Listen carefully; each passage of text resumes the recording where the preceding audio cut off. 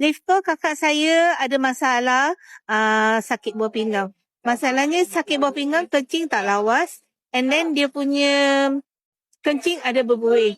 Sebab kita pergi melancur luar negara, so keadaan cuaca tak mengizinkan dia dengan badan dia. Bila dia balik Malaysia itu hari, dia punya buah pinggang dah tak betul dah. So kita bawa pergi doktor cakap dia kena buat cuci darah. So saya tak setuju dengan pendapat doktor lah. Tapi saya cakap saya akan buat lagi research balik, macam buat untuk test darah balik, and then saya beli Lifco. Kebetulan masa tu Lifco pun ada launch bulan 3. So saya beli Lifco, saya bagi kakak saya cuba. Bila kakak saya cuba 3 botol, and then bawa lagi pergi balik tengok dia punya bacaan buah pinggang. Daripada stage 3 turun ke stage 2. Lepas itu saya bawa balik dekat kerajaan punya doktor pun cakap boleh. Sebab apa, dia tanya apa yang you makan. Tapi saya tak bagi tahulah yang Lifco ni.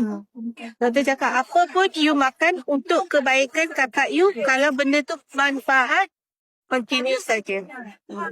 Itu testimoni kakak saya. Berapa sehari? Satu hari malam 2 biji. Sebelum tidur dia makan 2 biji malam, and then tidur. Lepas tu dia ada tambah apa surat? Dia makan ada Shirito, satu hari 2 sachet pagi. Tapi malam tak ambil lah, sebab malam dia cakap dia ambil Lifco. So pagi dia ambil Shirito. Tapi dia complete 16 botol Lifco. Murah tu.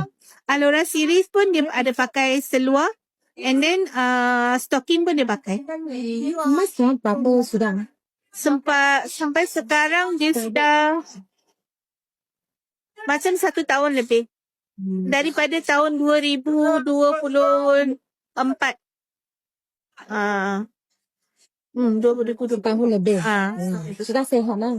Boleh. Sekarang dia punya buah pinggang baik. Kencing sudah tak boleh. Kencing sudah tak boleh. Kencing sudah lawas. And then kencing dia pun tak ada masalah.